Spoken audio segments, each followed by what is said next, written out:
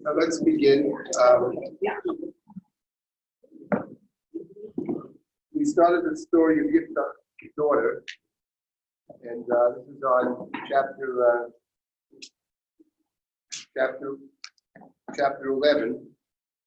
The story is that Yiftach fights the Ammon and defeats them. What page, please? It's on page 545 in this translation. First, he tries to negotiate with Ammon, and that doesn't work. And on 545, in verse number 29, V'atiyah Yiftach Ruach Hashem, V'yavar Gilad, et Hashem, V'yavar Mitzvei Gilad, Mitzvei Gilad of Bnei Ammon. And then the next verse is Vayidai Yiftach Nedel Hashem Vayomar, and Vatoti Tedet Bnei Ammon Biyadi, V'yah HaYotzei Asher Yetzei Midafei Miti Kvati B'shuvi B'Shalom, B'nei Ammon V'yal Hashem V'avitiu Olam. So first of it says that over Yiftach, the Spirit of God came upon Yiftach. That's verse number 29. And then in verse 30, he takes a vow. If you will give me victory, hand it into my hands, I will dedicate the first thing that comes to meet me as a sacrifice, the neder. So the question is, last week I suggested that he also suggested that actually the problem with Yiftach, I think this is the best interpretation. The problem with Yiftach is that, what did he mean when he said the one who comes to greet me?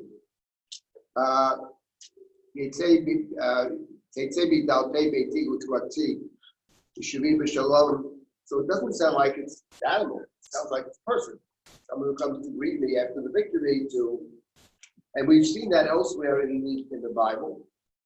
We see it, for example, we see Miriam dancing at the sea after crossing the sea. We see with David and Saul after David kills Goliath in chapter 17. So there it says that the women came out to dancing, and they came out singing, and they greeted Saul, and they said, which Saul took as an insult to him. Clearly, it's not an insult to him, but that's how he took it. And that began the jealousy of Saul and many attempts to kill David. So we see that after victories, people come out, and those two cases were actually women come out dancing or singing to celebrate the victory. In the case of Saul, they came out to greet Saul after David killed Goliath. But at the end of the day, David works with Saul. Saul's the king. So it sounds like what he had in mind, strangely, is that the one who comes to greet me after the war, I will bring that person as a sacrifice to God. And that the problem, obviously, is that problem is human sacrifice, that Yiftach is engaged in or wishes to engage in human sacrifice. And the point I made last week was that the nation that is identified in the Bible with sacrifice is none other than Moab, the brother of Ammon, and actually one of the subjects of the long speech of Yiftach in the preceding section was the battle that Yiftach references. He talks to Ammon, but the battle in the Chumash that is referenced is Moab. And the story that followed is Moab, who feels that Israel has taken his land. So Moab is known, Mesha Moab. Moab is known for human sacrifice. We have a situation where the person who is fighting the enemy actually partakes of the same crimes that the enemy, that which represents the enemy. We saw this here, and we saw with Gideon, who fights Midian. And Midian is the story of Baal Pa'ar, the story of Midian. And the description of what Gideon does after his victory is strikingly reminiscent of the story of Baal Pa'ar. So those are two examples of where somebody fights the enemy, but actually is sort of like the enemy. There are other examples as well. Now I came across There's a little book by Phyllis Tribble, who used to be in the Columbia or Union, I forget what she was, but feminist writings on the Bible. It's not clear to me that she's actually, to what degree she's actually interpreting the Bible, to what extent she's sort of reading into the Bible, unclear. But in a book about women, basically, the abusing of women, basically, she has a text of terror. Text of terror, that's right, text of terror. And she has a section on Yiftach's daughter. So she makes a very interesting claim about the story. I wanted to share it. It strikes me that it's not right, but we will discuss that in a minute. And the claim that she makes, actually, she doesn't see the problem with human sacrifice. I mean, she may see that. She doesn't see that as central to the story about Moab and all that. That she doesn't see. But she makes a different suggestion, which I wanted to put out there for discussion. She makes the following claim. She makes the claim that in verse 29, it says, V'tiyal yiftach ruach Hashem, v'yavor et hagilad. So upon Yiftach came the Spirit of God. And then in verse number 30, we have Yiftach saying, making a vow. V'yidah Yiftach neder, in latoti tenet le'amon b'yadi, etc. So the claim that she makes is that if in fact the Spirit of God is upon Yiftach, why does Yiftach have to make a vow in the first place? Why doesn't Yiftach assume that the Spirit of God is upon him, he will be victorious? The neder, she thinks, is actually pointless. In fact, and where she's coming from, is a good Christian, I guess, is actually faithless. They're big on faith. So she thinks the vow itself is problematic because it's unnecessary and demonstrates a lack of faith, because it says in the previous verse that the Spirit of God came upon Yiftach. That's what she claims. Now, I must say that. Well, who would know better than if when the Spirit is on you, you're necessarily on the physical level successful or not for a Christian? Well, who would know that better? Who knows? The point is, my gut tells me that this is not right. Let's just, first of all, the expression "Vatia Yiftach Ruach Hashem," that expression we find elsewhere in the book of Shoftim. It's at least in 3 other places that Vatia Ruach Hashem, Ruach Hashem. We have it in 3 places. Maybe there's more. 3 come to mind immediately. One is in the beginning of the book with Otniel ben Kenaz, who's called the first judge. So with Otniel ben Kenaz, it says the Spirit of God came over him. And we have it 2 more times in the story of Shimshon. The Spirit of God came upon Shimshon, and he was able to defeat the enemies. But whether that necessarily means that the Spirit of God is upon you, that you know for sure that God's on your side, I have my doubts about that. But I thought it was interesting to think about the vow. And we have a vow in several places. 2 come to mind that may be relevant to the story over here. One is, you take a look in the book of Bamidbar. This is before the story of Sichon, chapter 21. Chapter 21, verse number 1. This was mentioned last week as well. It's on page 332 in this translation. Vayishma Knani melech Arad Yoshem HaNegev, Iba Yisrael derech Atovim. So the Canaanite king of Arad heard that Israel was coming by way of Atovim. Vayilachem b'Yisrael, vayish b'menu shevi. So he fought against Israel and he took captives. That's the first verse. Second verse is Vayidar Yisrael neder Hashem vayomar. If the Toti tei et ha'am hazeh b'yodi v'acharabti et arehem. The language is very similar. So Israel took a vow saying, if you will give the enemy into my hand, that's identical to what Yiftach says. And here it's v'acharabti et arehem. I will, here they translate, proscribe their towns, destroy the towns. But cherem actually is used in a sacrificial context. When you dedicate something fully to God, That's called the chayrev. It could be through destroying the object, dedicating the object in a certain way. The Torah speaks of chayrev as a dedication at the end of Vayikra. So they said, if you give me into my hand, if you give me victory, I'll dedicate the cities to you, probably through destruction. Vayishma Hashem b'kol Yisrael, and God obeyed Israel, hearkened unto Israel. Vayitein et Aknani, vayacharem etem v'yadarehem. So there we have an example of going into war and making a vow before the war. If you give me success, I will dedicate. Now, in the case of chapter 21, it doesn't say it came upon Israel the Spirit of God. So one might say, there's no guarantee in this case that you're going to win. Yeah. So I think the problem here is that we understand the Spirit of God as being an attitudinal state of mind. Right. Whereas I think that privilege is using translation and saying, an angel sort of came and did it, an actual physical being as a spirit. I don't think she's saying it's a physical being, but I think what she's claiming is that when the Spirit of God is upon you, that you know that God is with you. And that's the claim that she makes, as opposed to saying You're just very the successful. Spirit of God came upon you means that You're very good at it. well, you're good, or that it means that God is going to help you, but not necessarily that the person knows, or that it's sort of it's a sort of incentive to fight. It's sort of a Spirit of God came, it's impelling you to do something. But the idea that victory is guaranteed because of that, that's the claim she makes.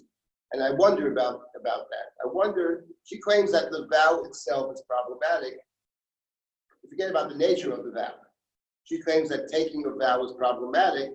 And there, I don't know, but my instincts tell me that's not right. But again, this is not the same case, because over here, there's no guarantee. They're attacked, and they say, if in fact you will give me victory, I will. Now, and here they're taking sort of the initiative, as I mentioned last week, was in the previous story of Carmel, which is chapter 14. There, Moshe says, don't fight, because God is not with you. Because there's no ark, and God's not going to go with you. And they fight anyway, and they lose in the Carmel. And over here, I think the point is that the vow itself is a way of saying we don't need an ark, we don't need Moshe. We can have God come with us by our taking a vow, by our taking responsibility. So the vow itself is a way over here of sort of bringing God onto your side. You're taking the risks, but you're hoping that if you do the right thing, that God will be with you. That's the story over here. Yeah. Is that avodah zarah to say, I'm going to do this thing and I'm going to do this thing, and if you say yes, it's okay, and if you don't say yes, it's not okay? In other words, it's sinanim and all this nonsense. I mean, if God is with you, this is why I'm thinking that Shimon might have something underneath the surface, because I'm troubled by the existence of it also. It strikes me in some instinctual level as idolatrous to say, if this, then this, if that, then this, and if not this, then it won't. If the Spirit of God is on you, whatever that means, okay? And that's not a faithless or a trivial statement. I mean, the Spirit of God, can't even imagine. It must be or could be something huge. And if you possess that and know that, then I agree hands down with truth that having to make a nader, which is almost idolatrous, it strikes me in this context, the if-then clause, the whole thing, it just doesn't smack right. I didn't like it when Jacob did it. I'll get to Jacob in 1 second. But I didn't like it when Jacob did it either, when he says, but if you do this, then I'll do this. This is a book that's on the land. So I mean, the whole thing. You may not like it. The question is, does the finish like it? Right, correct. But you were saying We'll see your that in a instinct minute. tells you this. I don't see it that way. I don't think that the neder per se is problematic. I think the neder is a way of saying we're going to enter into war.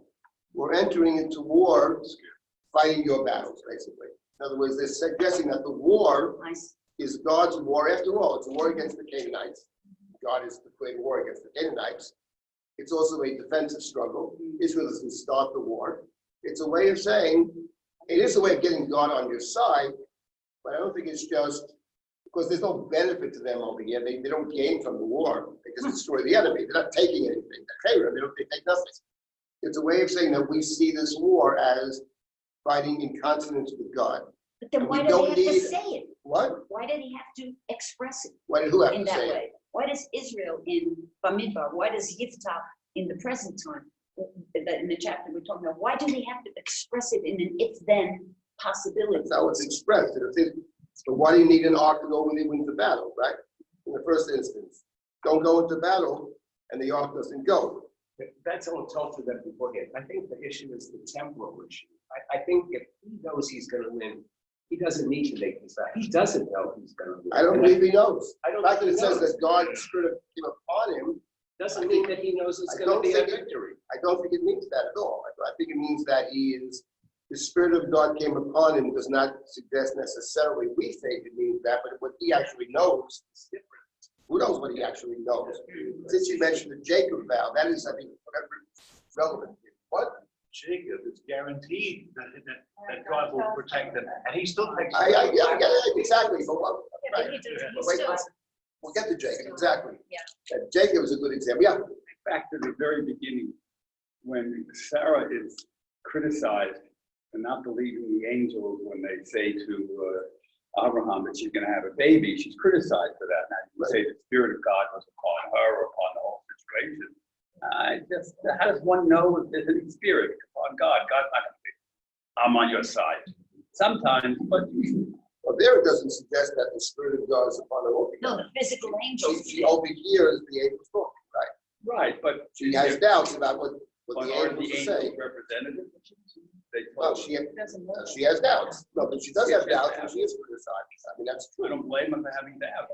90-something years old. Right? Right. That's what the angels say. Is anything too difficult for God? Right. So it's not scientifically possible for her to have a child. That's true. Yeah. Yes. Well, I have heard that episode with Sarah laughing. I've heard explained as maybe a rebuke to Abraham. I mean, you didn't take your wife. That's true. He also laughs himself, right? No, it is indirectly certainly a rebuke to Abraham as well. But it's a question of why is she singled out and not Abraham? When Abraham laughs, God does criticize, but not in the same way. But that's a different question. That's coming up in the parsha in a couple of weeks. So, yeah, what do you want to say about that? About Utah adopting a Moabite practice. Yes. Chazal are very big that Mesha Melech Moab, in his sacrificing his son, Yes. got counsel from his counsel to adopt the Israelite strategy of letting go of your firstborn. Okay. Right. That's true. That's true. Akeda. The Akeda is always around. Maybe we'll touch on the So Akeda. what I mean is, it's not a one-way street. That keeps circling. Okay, possible. That is possible. But our concern here is Yiftach. Look, we take a look at Yaakov's vow. So Yaakov's vow, as Herb says, took the words out of my mouth. In the case of Yaakov, which is on page 56, so there Yaakov was leaving home, or running away from home, and he goes to sleep. He goes to sleep in a place he doesn't realize where he's sleeping. It's a very special place. And when he goes to sleep there, he has a dream. In the dream, there's this staircase or ladder going up to heaven. Angels going up and down the ladder. Page 58, chapter 28, verses number 10, 11, 12. He has a dream. And in the dream, God speaks to him. God speaks to Yaakov in his dream. And God says to Yaakov, Ani Hashem Elohei Abraham Avicha V'Elohei Yitzchak, I'm the God of Abraham, God of Isaac. The land upon which you are lying will someday be yours. And then God continues, and your descendants will multiply like the dust of the earth, east, north, west, south, whatever, all directions. And then in verse 15, B'nei Anochi imach. And behold, says God, I am with you. Ushmarticha b'chol asher telech. And I will protect you wherever you go. Vashivoticha el ha'adamah hazot, and I will bring you back. So I'm going to be with you. I'm going to protect you. I'm going to bring you back. Ki lo e'ezavcha, I'm not going to abandon you. Ad asher I'm going to do everything that I say I'm going to do. I'm not going to leave you. I'll be with you. I will guard you, and I will bring you home. And yet Jacob wakes up from this dream. And when he wakes up from the dream, okay, he says, I didn't realize that God was in this place. And okay, what an awesome place. Certainly this is the house of God. It means above, where I'm sleeping. Above me must be God's house. The angels going up and down the staircase must be God's temple up there in heaven. And then we have, and Jacob gets up in the morning, takes this rock, and he puts it up as a pillar, pours oil upon it, names the place Beit El, the house of God. And then on the top of page 57, Vayidar Yaakov neder lemar, and Jacob took a vow. If God be with me, Ushmarani v'derech hazeh asher anochi olech, and guard me on the path that I am going. Natan li lechem le'achol u'beged u'bosh, it gives me food to eat and clothing to wear. V'shavti b'shalom b'beit David, and brings me back in peace to my father's house. V'ayah Hashem li Elohim, God will be for me a God. And this rock that I set up shall become the house of God. And everything I have, I will tithe. So here you have a vow. What's very strange about the vow is he simply repeats what God said. He repeats, God said, I will be with you, I will guard you, and I will bring you home. And then Jacob takes a vow. If in fact, right, you are with me, right? That's how he starts. If in fact God is with me, and God is protecting me. Then he adds, gives me food and clothing. That's part of the protection. And brings me back in peace to my father's house. If you do all of those things, that's a neder, conditional. If, then you'll be my God. And not only that, I will build God's house. So here you have actually, it's interesting, here you have, what does this mean? Here it's simply repeating what God said. Maybe it's the bilateral nature of the agreement. Maybe it's not even just a simple vow. Maybe it's a haskama. He's agreeing to it. One was in his imagination or spirit or unexpressed, and the other is expressed and like a consummation. Right. It's presented as a conditional, right? But he doesn't have Ruach Hashem. What? He doesn't have Ruach Hashem. He thinks it's a dream. And it's a nice dream. So hey, Or if it's my an dream anxiety. if my dream comes true, then I'll God is speaking to him in the dream. I He would say doesn't God. understand that God. How does he know that? He says below Yadati. No, he says it. No, he said I didn't know it's God's house. No. Yeah, Hashem needs some Allah. He knows God is above. The angels, God's messages go through the world. He knows it totally. It means something together.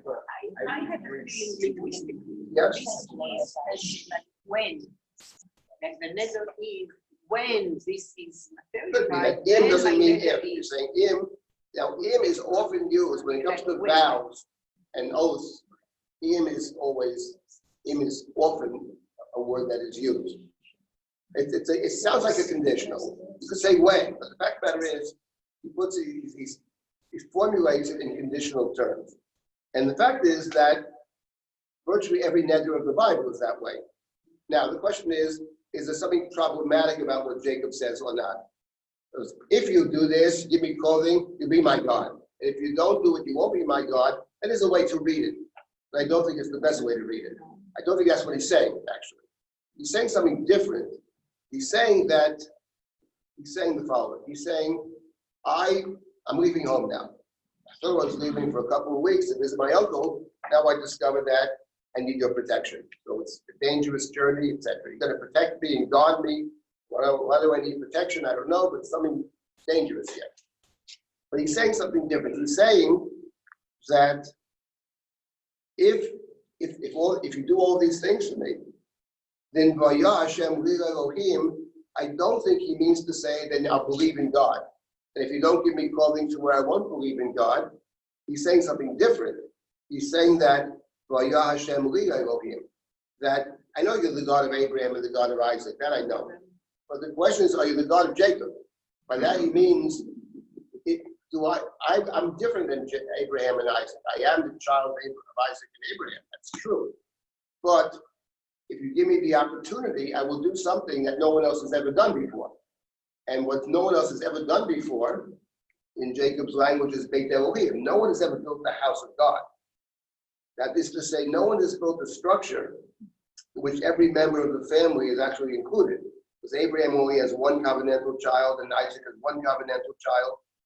So I promised to come back and to build Beit Elohim, to build God's house on earth, God's house in heaven that I've seen, modeled on God's house in heaven. But I'm going to build Beit Elohim on earth, provided that you give me the opportunity. The opportunity means I have to come back, and actually I find this extremely interesting, something I've been thinking about a lot lately, about the nature of our prayers. And that is that it strikes me that what Jacob says over here is actually very reminiscent of our Shemona Esrei, of our Midah. Because basically, the point is, start off by saying the God of Abraham, Isaac, and Jacob. And I'm standing before the God of Abraham, God of Gibar Menorah, and I'm committing myself to God. But then the question is, I'm going to build God's house. Even the third blessing, we can't let Noah is Jacob. Jacob sees the angels. But then the question is, how do you make the dream reality? And what Jacob is saying, in order to make the dream reality, I need you to be with me. I need you to protect me, food and clothing. And then I need to return not just to my father's house, but Shoftim b'shalom Beit David. So if you think about our Shemona Esrei, about the requests that we make, most of them have to do with God's protection, sustenance, birkat hashanim, good health. And the second half of them refer to, I would say, Shoftim b'shalom Beit David. It's about creating a society which is equitable and safe. And that's fundamentally our Shemona Esrei. So the point is, what Jacob is saying, I think, is he's taking a vow in the sense, it is conditional. Because if you give me the opportunity to serve you, I'm going to serve you. And what's interesting is, and this is an important point about vows in the Bible, the Talmud has a whole tractate called the Sefer Shoftim. The Talmud actually invents something that is certainly not the pshat. See, the Talmud thinks a neder. In the Talmud, there are two kinds of vows. There's a vow that you promise to give something to God, like a sacrifice. And there's another kind of vow where you forbid something on yourself. That's the Talmud's understanding of a neder. The Rashbam already noted that the second one doesn't seem to be the pshat in any place in the Torah. The neder in the Chumash is clearly something you donate to God, whether it's a sacrifice. In this case, it's actually a building. It's actually building the house of God. Or the Nazarite dedicates himself or herself to God. It's something that's being dedicated. So when Jacob is taking a neder over here, the neder is always a sacrifice. And he says, if you give me the opportunity, bring me back in peace, take care of me, as you said you would. But if you do all those things, when you bring me back in peace, in gratitude for that, I will promise, I promise now, a neder, to build the house. So there's certainly nothing in these nedarim, not in the vow of Jacob, not in the vow of Chana, certainly. Chana is the same thing. If you give me the child that I've asked me for, I will dedicate the child to God. It's very similar to Yiftach, but the difference is that in the case of Yiftach, the dedication to God results in the death of the child. In the case of, not that he intended to do that, I mean, he didn't intend to sacrifice his own child, but basically it's a sacrifice. In the case of Chana, it's a kind of sacrifice. Not that a child will die, the child will be handed over to God. That's a neder. So the nedarim in general, the neder in chapter 21 of Bamidbar, if you give me the opportunity to be victorious, I will dedicate the victory to you. That's the neder. So the point is, now you get to Yiftach, okay? My gut tells me that Tribble's wrong. My gut tells me that Ruach Hashem, that the neder in general is good. Dedicating things to God is good. The problem is, he dedicates the wrong way. If he had said, I'll bring a sacrifice if I win, then that's another story. I mean, even Noah, we read it yesterday, comes out of the ark. And the first thing he does when he comes out of the ark, I presume in gratitude for being delivered, is to bring a sacrifice. So I don't think there's anything, strikes me that the sacrifice is not the problem. The neder is not the problem. It's the nature of the neder. It's the idea of human sacrifice, which is problematic. And I think the Akedah is always working. In the Akedah, he is told, he doesn't volunteer it. Abraham didn't volunteer to bring the sacrifice. He's instructed to bring the sacrifice. And the end of the day, he does bring a sacrifice. He doesn't bring his own child, but he brings these proxies. He brings a proxy for the child. So that I want to put out, this what Tribble suggests. Think about it. There's maybe something to it. My gut tells me it's not right, but it's my gut. If you have a different instinct there. Yeah, what do you want to say about that? It seems to me that change the word from if to when. Okay. In terms of neder, that makes the whole thing very clear. Could be that even in this case You means know, when. that the form of neder is to say, well, when this happens, I will owe you something, and this is what I'll do because I owe you something. Right, but in the case of, for example, in the case over here, it's when makes a lot of sense. God has told Jacob in the dream, this is what I plan to do. Yeah. Now Jacob adds a few details, not just I come back to my father's house and come back in peace. Right, that's true. But say in the case of Chana. In the case of Chana, God made no promises to Chana. Zero. Completely to talk to him. Right, so Chana is saying then, you can't say when, you have to say if, because she has no guarantee. So when, if you do this, then I will in fact dedicate the child to you. Yeah, what do I say here? In the case of Noah, God takes a net. Right. God says that. No, it's actually right. Yeah. Which is an incredible opposite of this. Right. God is making a net. Right. I'm never going to bring a flood again. It's Right. a man. Right, that's true. God is taking sure, basically, it doesn't matter. It's basically a commitment. He does that A holy only after the commitment. sacrifice. After he Right. smells the Right. sweet savor of the sacrifice, Right. then he takes it. Right, that's true. That is true. Okay, so yes. Do you have any idea about the whole notion of sacrifice? What is it? What is sacrifice? Yeah. I think sacrifice is the idea that we are in God's hands and we have to serve God. The fact is the Chumash does not justify human sacrifice. It's clear. Chumash forbids it. Not only sacrifice to foreign deities, the Chumash seems to forbid using these methods to serve God as well. Chumash doesn't say you can't pass the children through the fire to Molech. It does say that, but elsewhere it says you shouldn't pass the children through the fire, period. So the Chumash forbids it. Having said that, the Chumash does forbid it, but the Chumash never makes the claim, I think, that God doesn't have the right to demand it. The fact of the matter is, God told Abraham to do it, and I don't believe, by the way, that when you read the story of the Akedah that we'll get to in a couple of weeks, that there's the slightest intimation that God has no right to do it. I don't believe that's true. You read the Akedah, God has every right to do it, especially in the case of Isaac, since God is actually the father, because there's no way it's a miraculous birth, which not only miraculous in terms of Sarah, but it strikes me that the Chumash suggests, I didn't mean that God is the biological father, but the Chumash is suggesting that God is the father. It's very striking, by the way, in that particular case, in the Akedah, that whereas the Chumash talks about Abram and Hagar, and Abraham went in onto Hagar. It never says that with Sarah. It says Sarah gave birth to Abraham's child. It never describes how that happened. So it strikes me that the birth of Yitzchak, actually Sarah said it. Vatomer Sarah, Sechoka Soli Elohim. Kol HaShomea Yitzhak. Now, Sechok is a sexual term in the Bible. God has Sechoka Soli Elohim intimates, actually, that exactly. The Christians read it that way, and there's something to it, by the way. I mean, in terms of the Pshat, there's no doubt.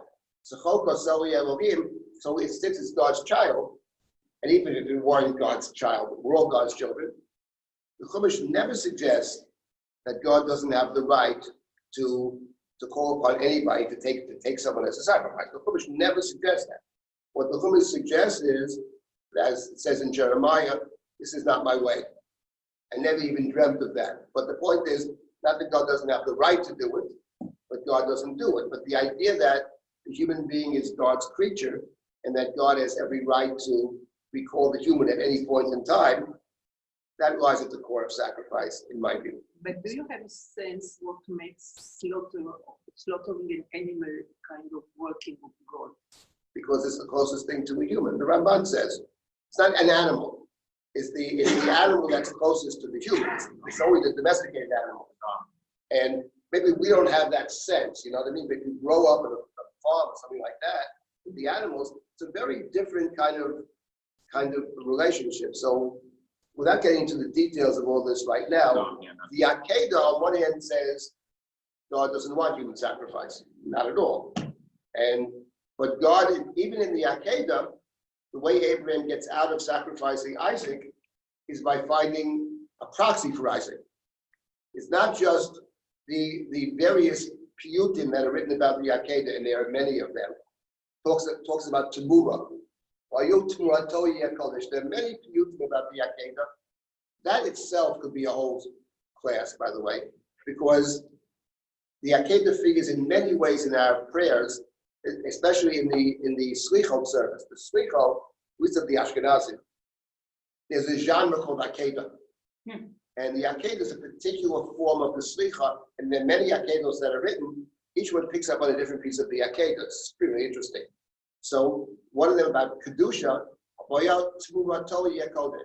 and in the case over here, the substitute for Yitzchak is acceptable. Even though normally Tumur is not acceptable, but in this particular case it's acceptable. And the idea that in a certain, I would say, psychological sense, that Isaac was actually sacrificed. There have been Midrashim that claim he was sacrificed and resurrected, leave that out. But we forget that. In a psychological sense, that he was sacrificed is central to our prayers, because in the three prayers, blessings that we have at the beginning of the Shemona Esrei, Godol, Gibor, and Norah, Abraham, Isaac, and Jacob, the second blessing is about resurrection. And it's clearly related to Isaac. The composers of the prayer describe Tchiyat HaMeitim in a variety of ways that are very interesting. But the Shunamis, yes, the resurrection, happened twice, by the way. It happened twice with both with Eliyahu and Elisha. And you're right. And the Haftorah takes all the language from the Akedah, by the way. It's complete with language from the Akedah. So in terms of sacrifice, human sacrifice, the Bible opposes it without question. Tremendously opposes it. Something we can never engage in.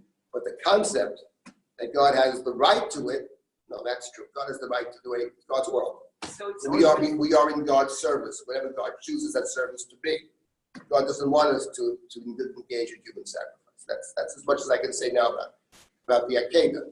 But the Akedah, anyways, in the case of the Akedah, it's God that instructs Abraham. And by the way, Abraham never complains. Abraham never says, how can you do this? This is murder. No, it's not murder. Sacrifice is not murder. He never says a word, and there's not a sense in that story. All the moderns were bothered by it, and it is troubling. But there's absolutely no sense whatsoever in the Akedah that Abraham has a complaint. You can't demand that of me. Nor is there any sense in the Akedah that Abraham did anything less than the perfect fulfillment of God's word. That's for sure. And everything to the contrary, you can discount it. Sometimes there are many different possibilities, you know, but anything to the contrary of what I just said, namely, that there's absolutely no intimation in the story that Abraham thinks God doesn't have the right, and B, that it's nothing less than a perfect fulfillment of God's command. That's obvious from the language. Anything to the contrary, you can discount it. It's just absolutely not right. It's just so off base. Okay, I got to move on. Go ahead. So it's always domesticated animals? Yes, of course. Yes. You had said once, pretty recently, that God uses the Jewish people to fight his war. Would you put that in the category of a right of offering? I didn't say God always uses the Jewish people. And there are texts where God is using the Jews to fight God's war, like Amalek, for example, stuff like that. But my point is not to make global statements about God here. I'm just saying that in terms of the Yiftach story, okay, I did think that what Tribble suggests is very interesting, but I don't think it's right. I just wanted to put out there and to say something about the neder. Her point that the neder is off, that strikes me as not right. I think the kind of neder is off. I don't think the nedarim are ever off. I think the nedarim are actually positive things. There's a danger that you won't fulfill the neder. That's another story. Torah says, Kohelet says, don't take vows because you might not fulfill the vow. So don't do that. But I don't believe you'll find a vow that the Bible thinks is a negative. Okay, let me just move on here with this. Okay, but that's fine. Now let's continue. So this is Yiftach here, and now I wanted to say something about Yiftach's daughter. Tragic story, no doubt. And that, so at the end of the day, here once again we come to apologetics. But our task is just to see what the Torah actually says. So the Torah seems to say that Yiftach actually sacrifices his daughter. That's found, and the daughter doesn't complain, by the way. The daughter says, you opened your mouth, maybe you shouldn't have, but what can you do? You have to do what you vowed. And the language actually, back to page 545, is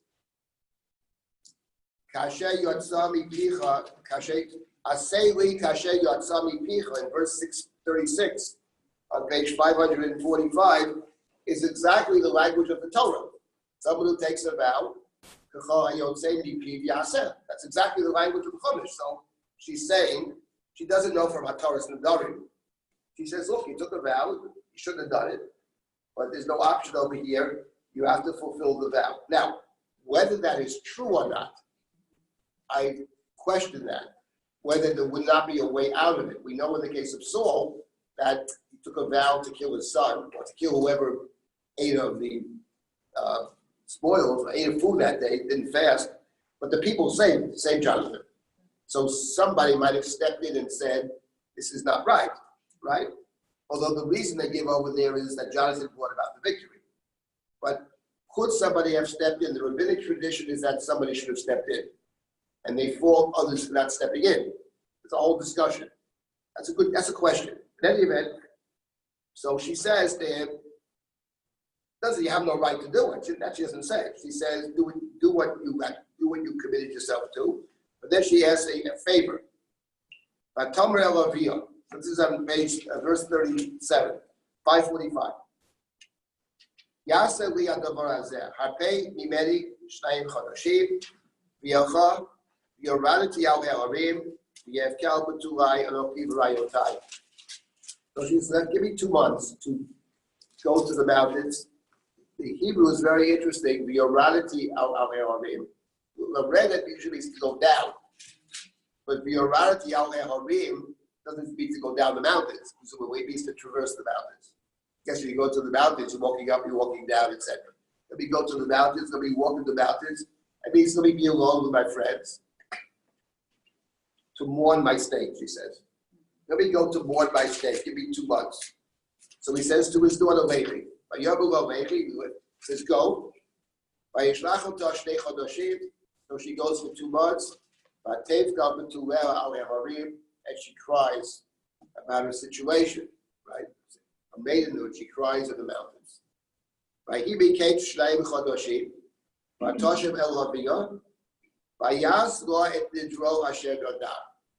And he did the vow that he had made. Strikes me that the writer is bothered by this, that the writer doesn't want to say that he sacrificed her. Not because he didn't sacrifice her, but because the matter is so distasteful. So he puts it in very, he doesn't want to say explicitly. But Vayas Nidro Asher Dodar, I think it all be understood one way. He did the vow that he made. He said, I'm going to bring a sacrifice to God. I'll bring an offering to God. That's what he said, right? Galitiyu Olah will be a burnt offering. So same as Isaac, right? Haleu Shavu Olah. Exactly. So, and now we have the following. Verse number 40, which I think is very interesting for our study of these stories, says, B'yamim yamima, teilachna b'not Yisrael, v'tanot v'bat yiftach hagiladi, arbat yamim b'shana. B'yamim yamima, from time to time, it's periodically, the daughters of Israel go to bewail the fate of Yiftach's daughter 4 days in the year. So what struck me interesting is the expression B'yamim yamima. I thought it's from time immemorial. I don't think so. B'yamim, I'll show you. That B'yamim yamima, Year to year. right. B'yamim yamima is a very important term that comes up in this book, and it comes up in the chapter after this book. It comes up in this book. First, it comes up in the Chumash.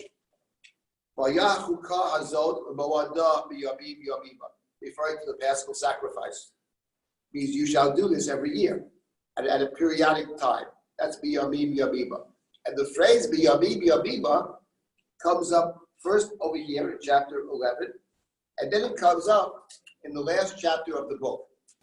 The last chapter of the book is part of the story of the concubine of Gibeah that we'll get to hopefully in a few weeks, three weeks or so. The story over there, as we know, is that a man is married to his wife, or she's also called a concubine. She runs away from him. He runs after her, he brings her back, and they stop over in the town in Gibeah, where she is assaulted, raped, and actually murdered. Afterwards, she cuts up her body and sends it throughout all of Israel. And he says, look what happened to my wife. Terrible thing. What are we going to do about it? And there's a civil war. All the tribes against Binyamin. That's Gibeah. At the end of the last chapter of the book, so it turns out that Binyamin is almost completely eliminated, annihilated. And the tribes have misgivings. A tribe will be lost in Israel. But in addition, each one took a vow. Here we have the vow again. They took a vow not to permit their daughters to marry Benjamin. This is actually interesting in that context. And then after they take the vow, they feel bad because this tribe is going to be eliminated because the women of Benjamin will be killed. There are no women. So what are we going to do? So first they have one solution, partial solution. They found one group of people that didn't take the vow. So they killed them. They take all the women and they hand them over to Benjamin. Problem is, not enough women. Need more women. So the last chapter of the book, they don't know what to do. They can't figure it out themselves.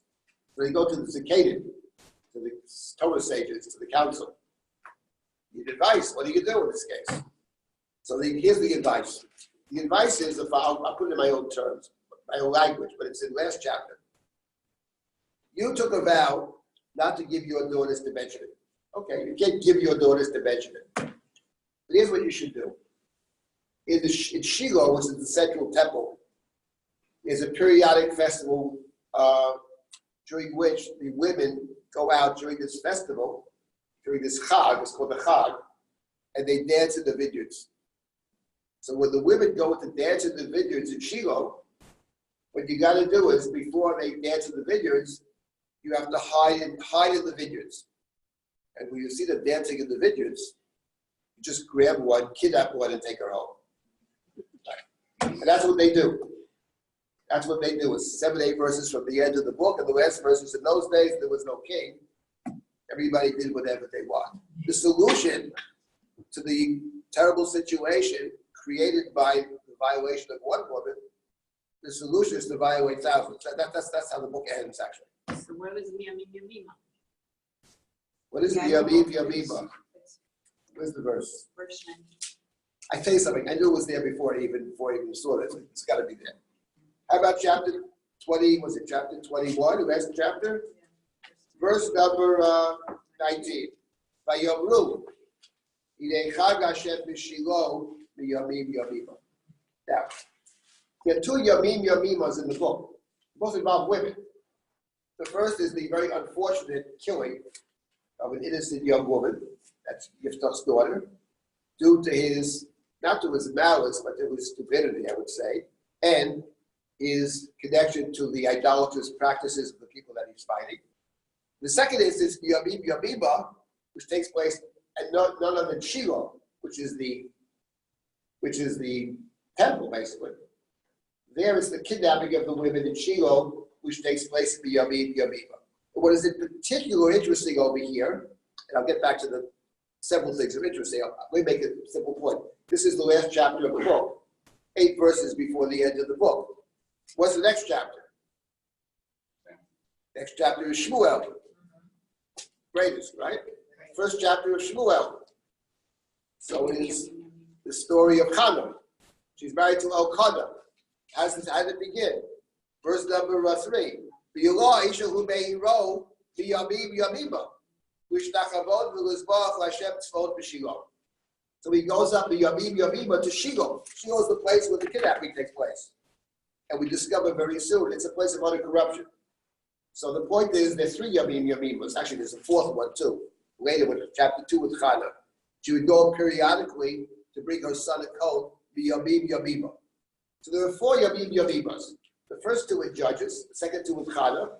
And the point about the Hannah story is, whereas a husband goes up the Yamim Yamima to bow down and sacrifice, Hannah has no interest in that on any level. She doesn't even eat the sacrifices. She's too miserable to eat them. But she goes to Shiloh with her husband. And then when she goes to Shiloh, finally, she prays in Shiloh. Now, what is very interesting, I think, in terms of the question we had raised, it struck me that the question we raised about Yiftach, which the Talmud raises, is why did Yiftach fulfill the vow? Wouldn't there be a way around it? Okay, it's true, as the Mishnah says, the Bible doesn't seem to know for what we call Hatarat Nedarim is not in the Bible. As the Mishnah says, it floats in the air, has no basis. Okay, but there's sometimes there are other ways to get out of things besides Hatarat Nedarim. I'll give an example. Where we have an example of people we give an example of Saul. The other people said to Saul, you can't kill Jonathan. He brought the victory. Well, we see even in this book another way to get out of a vow. Last story. Everybody took a vow. I'm not going to let my daughter marry Benjamin. So the Zakanim, I'm not saying it, I mean, it's all perverse, but the Zakanim have a way out of it. You can't give your daughters to Benjamin. If they kidnap them, you didn't give them. That's the way out of the vow, right? You can't give them. You took a vow not to hand your daughter to Benjamin. Okay. So let's inform the Benjaminites that the young women are dancing in the vineyards and they should hide there. And when you see them dancing, just kidnap them. And then later people will say, I thought you couldn't give your children will say, what's going on here? You took a vow not to give to Benjamin. You didn't give him to Benjamin. They grabbed him. That's a way out, okay? Now, the point is, perverse or not, it speaks to the point that there are typically ways to get out of commitments. I'm sure we can think of many ways, actually. And the fact of the matter is, given that last story, as perverse as it may be, one could only wonder whether there might, as the rabbinic tradition says, there should have been a way to get out of this vow. But no one took advantage, or no one's thinking about it, including his daughter. She accepts it, right? Do what you got to do, you know?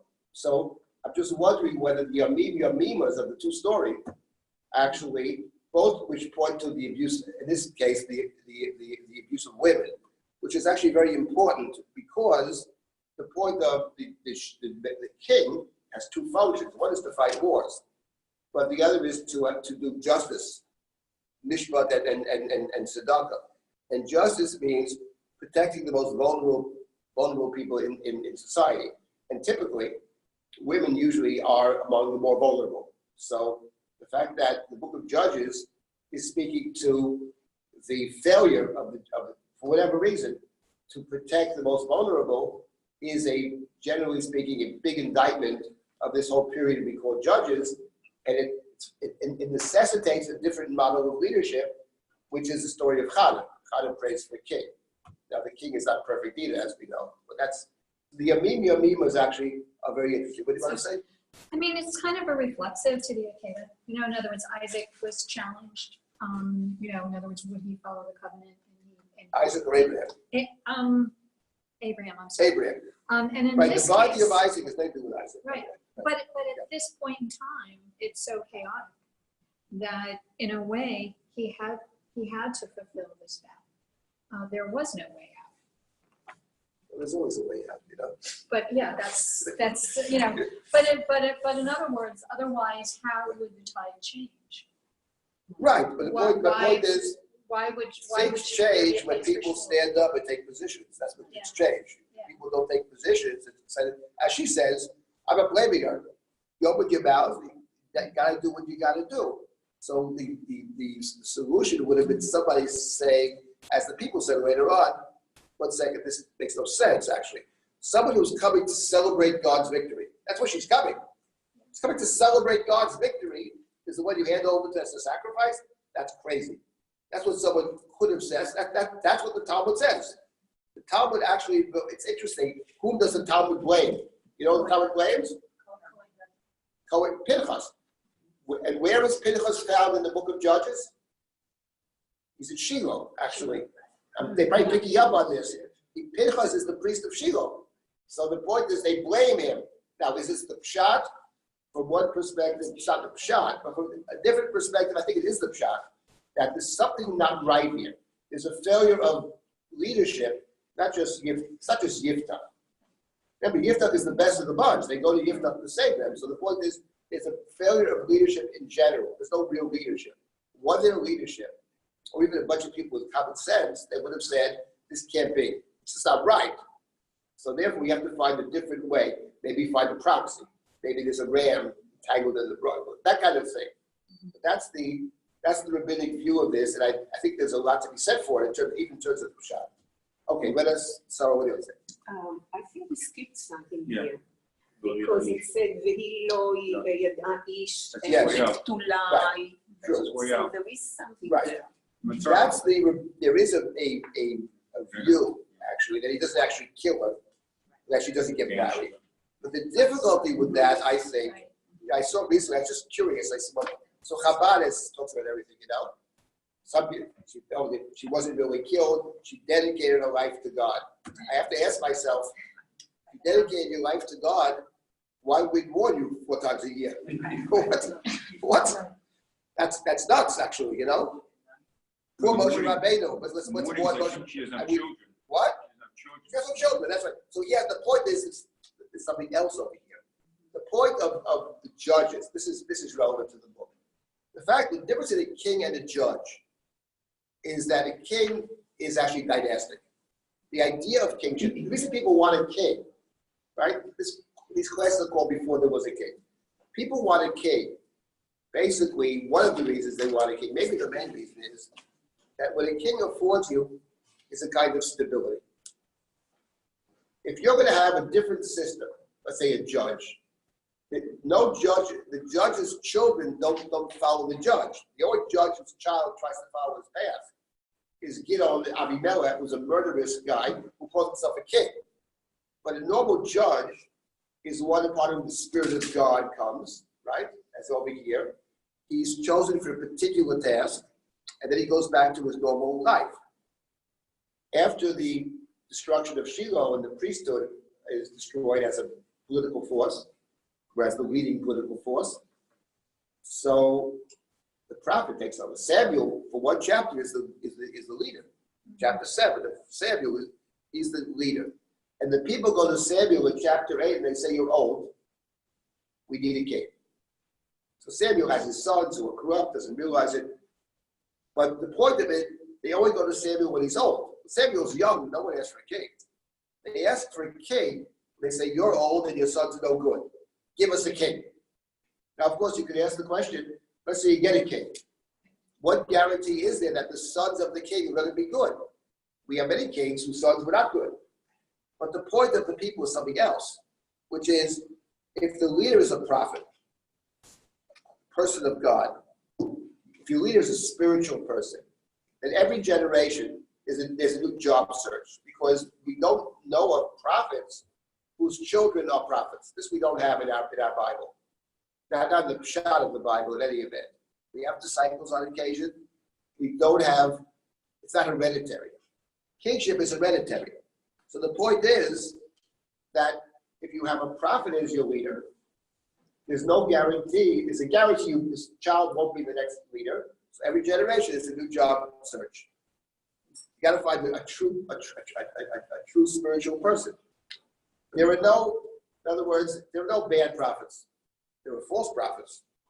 But a false prophet is not a prophet. But there are plenty of bad kings, actually. So the point is, if you have kingship as the model, you can have kings for hundreds of years. Were they all good? Hardly. But they're kings. And then it's marked, for example, by the fact that the king has certain clothing, a uniform. The prophet has no uniform. Because the prophet's not about the externals. But The prophet is about what? priesthood, but we have priesthood, which is the Priesthood is parallel to kingship. Priesthood was the leading force in Israel in the beginning of Shmuel. Priesthood is the same way. It's not about the person. It's about the job. It's about the uniform. Big Day Kahuna, Big Day Malchut, which is probably based on Big Day Kahuna, whatever. The point is, people want stability, and they want dynasty. And the book of Judges is about not having, what happens when you don't have stability. So Gideon Gideon has one son who's no good, and he kills all his brothers. Avinoah, that doesn't work. Yiftach has no successor. If his daughter had lived, okay, maybe she marries somebody, and that person becomes the next king, his son-in-law. David was Saul's son-in-law, right? So maybe but that doesn't happen. So one of the themes of the book is the lack of stability. Okay, let's continue now with, what time is it first? 11? 11, okay, fine. Okay, plenty of time. So let's just continue with our friend Yiftach over here. This is the first story, Yiftach's daughter, tragic story. And now we have the next story, which is also very interesting about Yiftach. And then next week we will start with Shimshon. Let's just finish up with Yiftach here. This is next chapter, was it chapter 12? Is it 13? 12. Okay. Vayitzaek Ish Ephraim, Vayavon Sofono. Page 546. Vayavon Sofono. Vayamul Yiftach. Madua avarto lilochem b'nei Amon. Ulanu lo karata lo lechet b'mah. Beitcha nisrof alecha v'aish. So Yiftach has brought about great victory. But he's from Gilad. Now Gilad is on the other side of the Yarden. And we know from the Chumash, it sounds like it was given to Menashe. The people of Ephraim complained. This is after the victory is over. The war's over. So it's over. Now Ephraim comes along. How come you fought against Ammon? Why didn't you invite us to fight? Right? Beitcha, that's a terrible thing. We're going to burn down your house. Beitcha nisrof alecha ba'esh.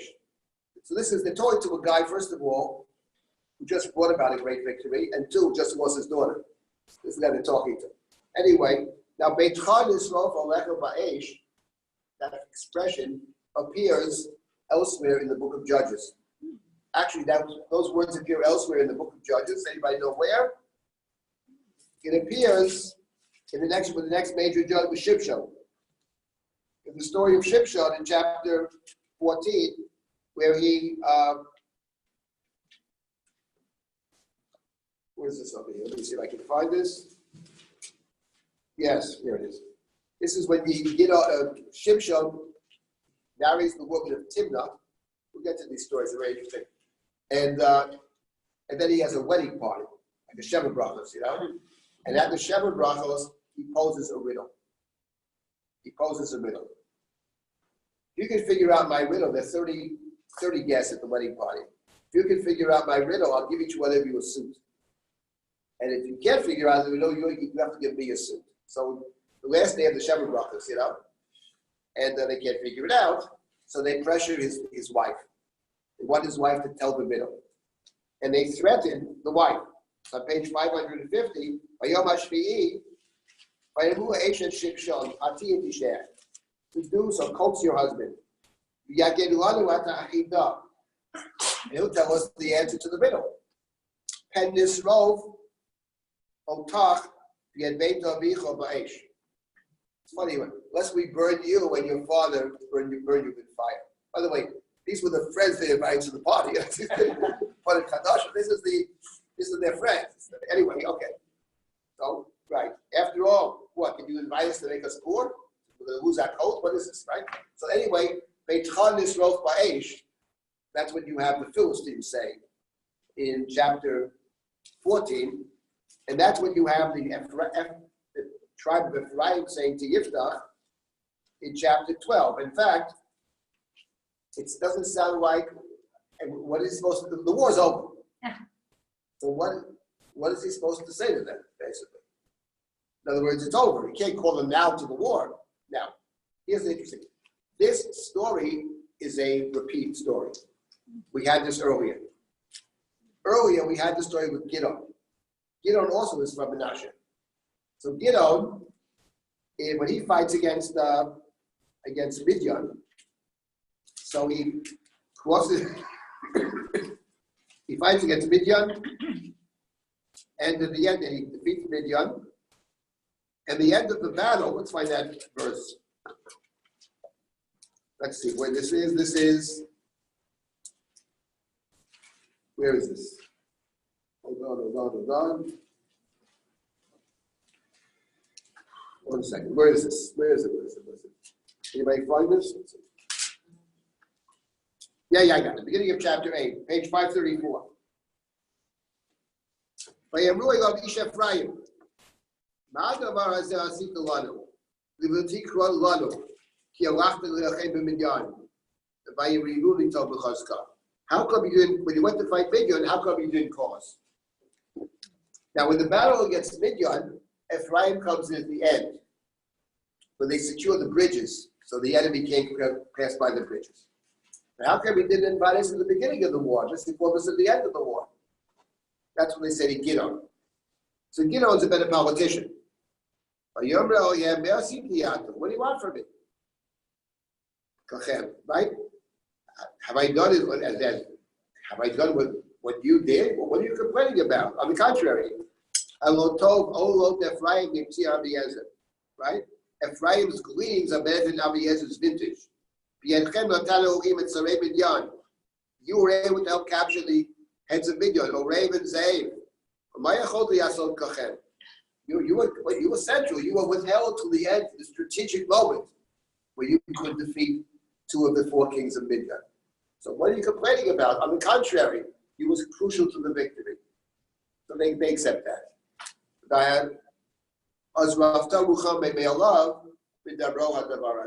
Okay. They didn't actually threaten to burn his house down, but they were very vociferous.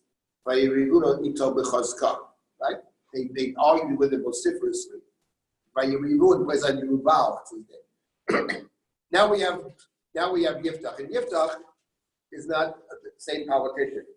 Now, on the other hand, in the case of Ephraim, they did something in the end of the battle. Here they didn't do very much, and furthermore, they threatened it. So Yiftach says something that is, we don't know what the truth is, but I think we suspect that what Yiftach says is true. He says is the following: we have no evidence one way or the other. Vayobi Yiftach, again. We were engaged in a great war, a great struggle. And I cried out to you. And you didn't help me. And when I saw you weren't going to assist, weren't going to help, I took my life in my hands. We have that expression in English too. I endangered myself. By your name, Hashem biyadi, and God handed them over to me. Why do you come now to fight against me? This thing is, you're coming out to fight against me, which is not, there's no fight. When he asked you to fight against them, you didn't show up. So what do you, revisionist history, why didn't we call you? I did call you. You didn't show up. You didn't come. You did nothing. You put me at risk and the people at risk. I did it. I took all the gambles, and now you're complaining. Right, this is it. So he could have maybe found another way, sweet talk him or something. He's not interested. Right, both Yiftach and Kol Anshe Gilad. Not only does he not interested in sweet talking them, he gets his army together. So he conscripts an army. He gathers the people of Gilad, which is where he's from. Vayilachem et Ephraim, and he engages in a war with Ephraim. Vayaku Anshe Gilad et Ephraim, and the people of Gilad smote Ephraim. Now we have a very difficult phrase. Ki amru, kulitei Ephraim atem, Gilad, b'toch Ephraim, b'toch Menashe. One of the more difficult verses. Let's see what the JPS does with this. Meaning of Hebrew uncertain. Okay, that's what I figured they were going to say. Okay. You Gileadites, well, probably what they write is true. You Gileadites are nothing but fugitives from Ephraim. Being in Menashe is like being in Ephraim. So when they seem to be suggesting that, they're insulting the Gilad. They're saying, Gilad doesn't really belong only to you, Menashe. Pelite Ephraim Atem, the people that are living in Gilad, essentially, are those people that ran away from Ephraim, second-class citizens, those who were abandoned Ephraim. Within Gilad, there is Menashe, but together with Menashe, there are the refugees, the fugitives, or the deserters, I would say. So the Ephraim was insulting Menashe. It's not just that there's a feud, there's a hatred here between the two of them. So there's a civil war. And here the important point, I think, is this. That if you think of civil war as a bad thing, no doubt. And in the book of Judges, we already have intimations that it's a tribal society, and some tribes participate in the common good, and some tribes don't participate. We saw this with the soul of Devorah. This tribe shows up, this tribe shows up. Reuven's busy with his flocks. Dan is busy with his boats. So she condemned certain tribes, those that came to the battle. The town of Meroz didn't help us. Yael did help us. It's great divisions, not just the non-Jews and the Jews, between the Jews themselves. But if you think of two tribes, actually, that should work together, the prime example of tribes working together, it's got to be Menashe and Ephraim, because not only are they brothers from Joseph, and they're the double portion. They have the double portion of Joseph. So each one is a half, actually. Each one represents half of Joseph. But apart from all that, what's important to remember is that when Jacob blesses Menashe and Ephraim, he blesses them collectively. He does switch his hands, but he gives them the same blessing. The blessing of Ephraim and the blessing of Menashe, this is actually a very important point. It's an identical blessing. He doesn't have two different blessings for them.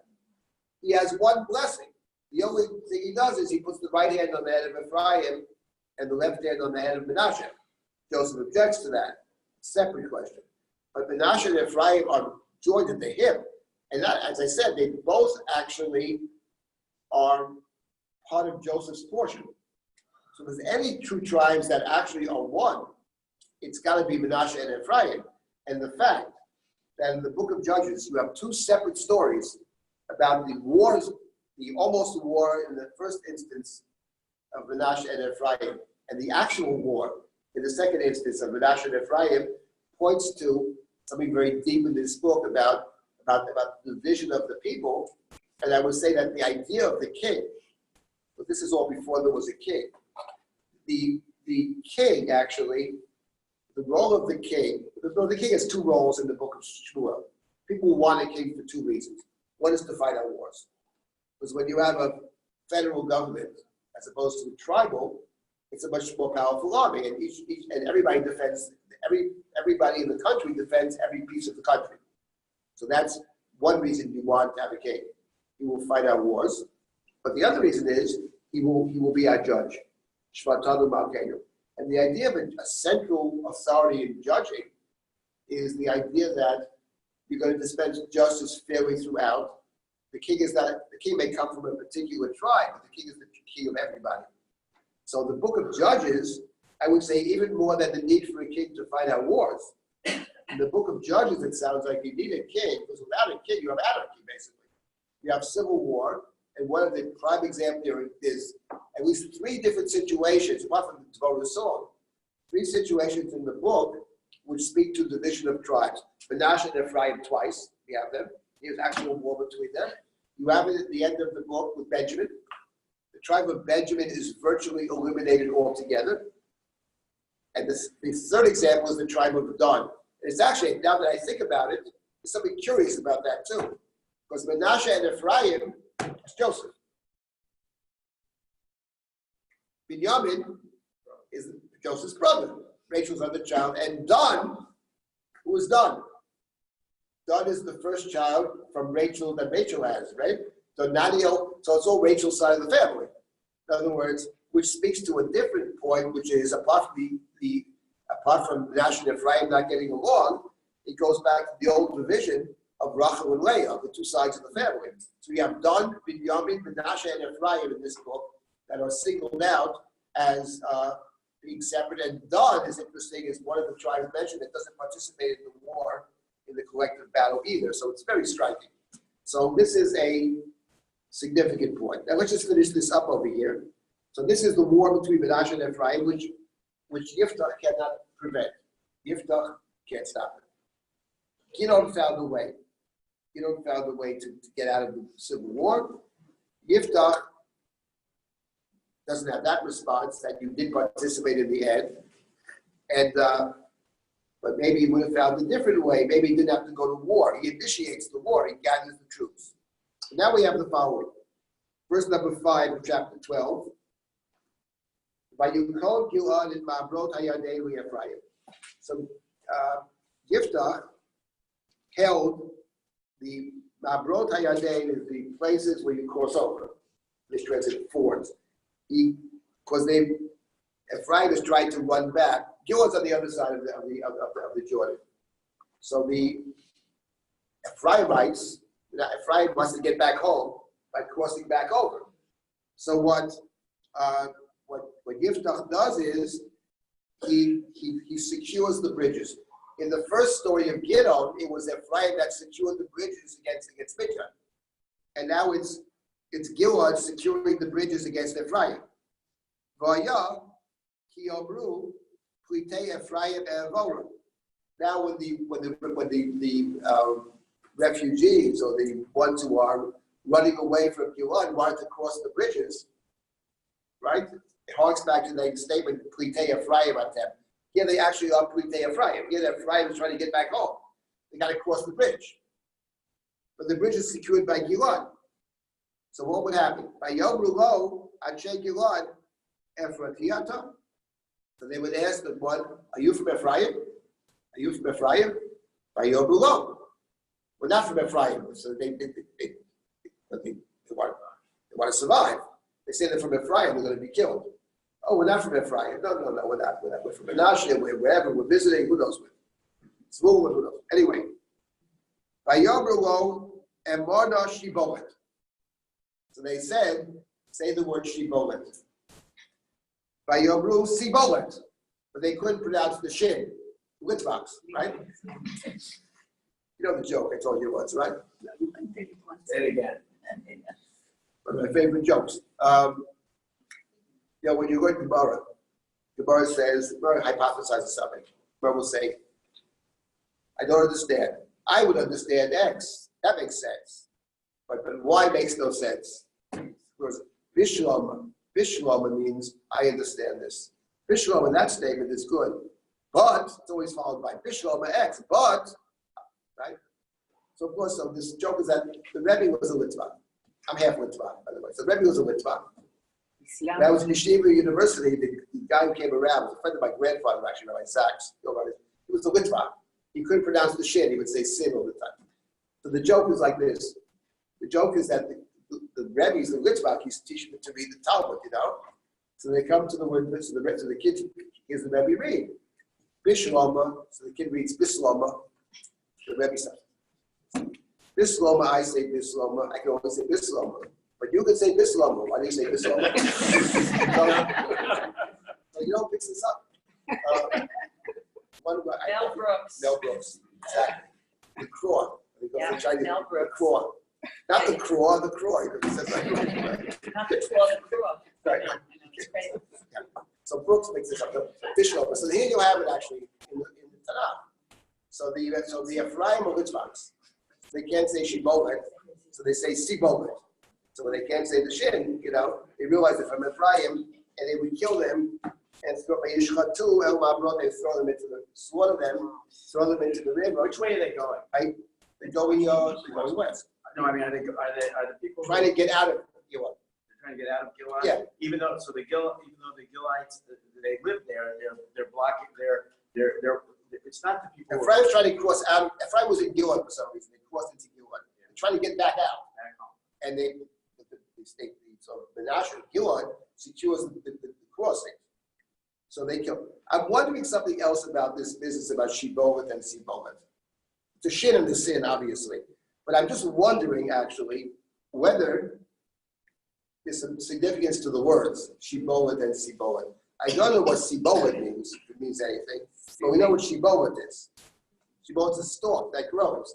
And what strikes me is that Menashe and Ephraim are both representatives of Joseph. But Joseph's rise to power, actually, came through his interpretation of the dreams.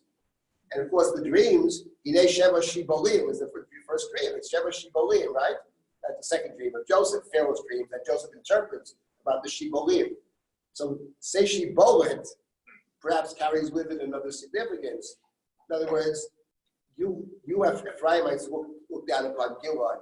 Completely Ephraim Atem, your second-class citizens. No, we're not saying we are the real Joseph. Say Shibolet. Can you say Shibolet? They can't say Shibolet. You can't pronounce it. So it's not just a matter of the shin and the sin to identify in that way, perhaps. That the very word itself is significant, given the fact that these are two different pieces of the Joseph tribe, which is why the great tragedy over here, we need both of them, but they can't, they're going to divide it. The language actually divides them, as it often does. 42,000, it says, died in this struggle.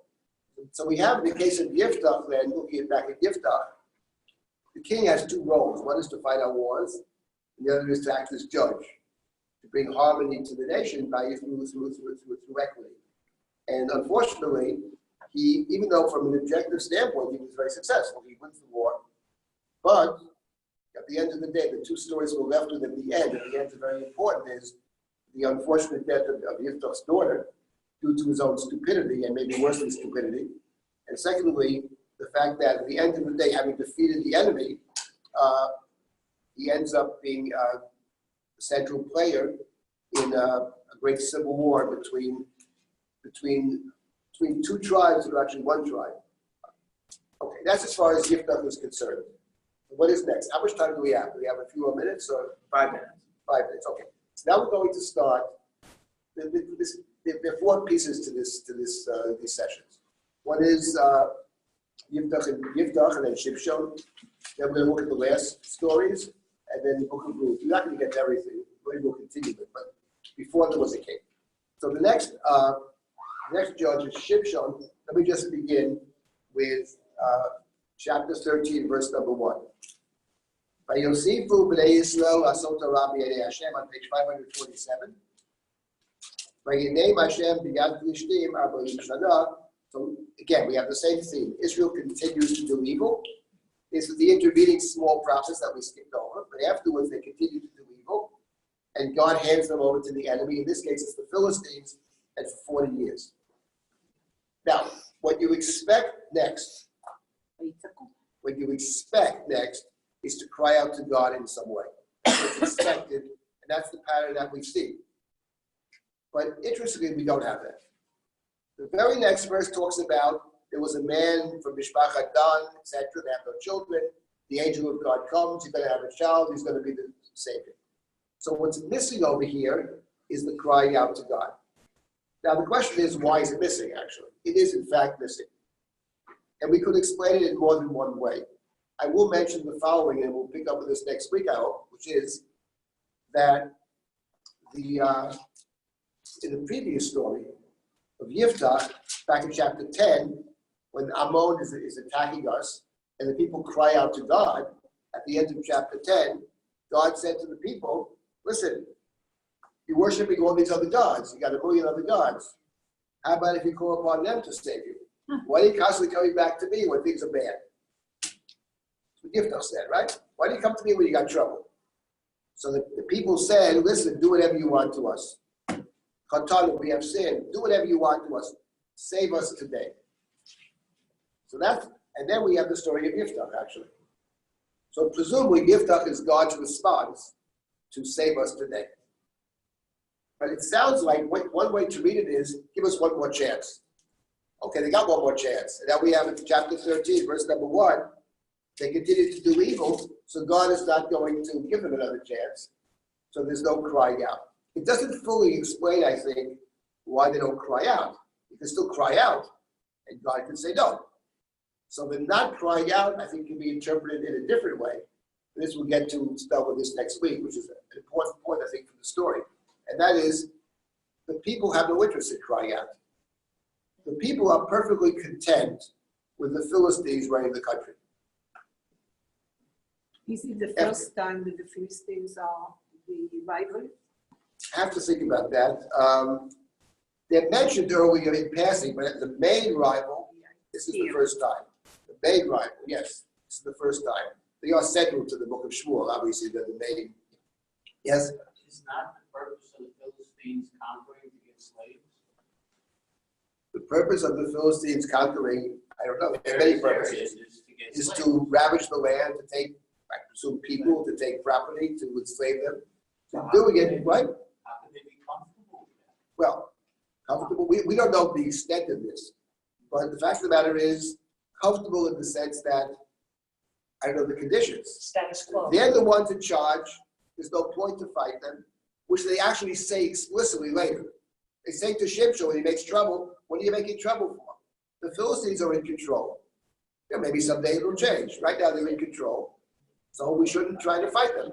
I mean, we have similar statements in our tradition, such as the book of Yirmiyahu, who counsels throughout the entire book, don't fight with the Babylonians. Accept the Babylonians, could be worse, don't try to fight them. He says this over and over again for 52 chapters, basically. And that's, he's looking at the present situation.